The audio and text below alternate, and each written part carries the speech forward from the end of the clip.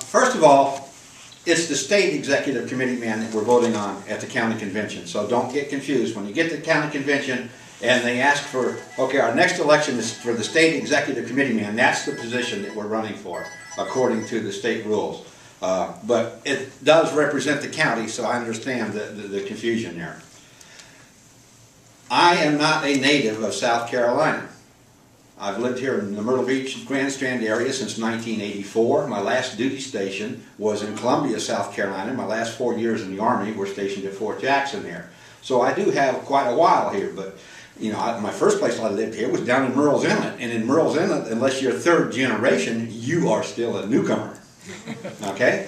It might be that around the farm area around here. Just, you know, no comments there. You know, a lot of the things that Johnny said, and John Bum Sr. said, and Daniel and Mike, they're all common sense. People want the Republican Party. Those of us in this room, we desire for this party to get bigger, get better, be more effective, and produce better results for we the people, and that will produce better results for our country. Personally, I'm here because I owe it to my children and grandchildren and my one great-grandson. You know, I went to sleep. I served my time 12 years in the active duty military. After the military, I worked my jobs. I went to the polls every time they were open, and I voted, and I thought that was my duty as a citizen.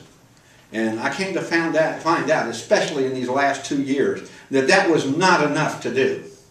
That I should have not only been watching what those people I voted for did, I should have been watching how they did what they did. And I fell asleep at the wheel. My generation failed our nation. We failed to keep tabs on the people we were sending to take care of our country. And I owe that everything I can do from now until the time I leave this place. I owe it to my grandchildren. And my children are old enough to fight for themselves. But my grandchildren and my great-grandson aren't. And I'm the one that left this mess for them, so I'm going to do what I can to help fix this mess. That's my personal motivation. Now, what I want to accomplish as a state executive committee man is I want to be as active as I can, not only at the county level here with helping the leadership of the county party do what needs to be done here, but I want to carry this enthusiasm and this message to the state of South Carolina, working on the South Carolina Executive Committee for the South Carolina GOP. I want to, and one thing in particular, now this is a personal thing of mine from being involved with this reorganization for the last 5 or 6 months, is I don't ever want to go through this again.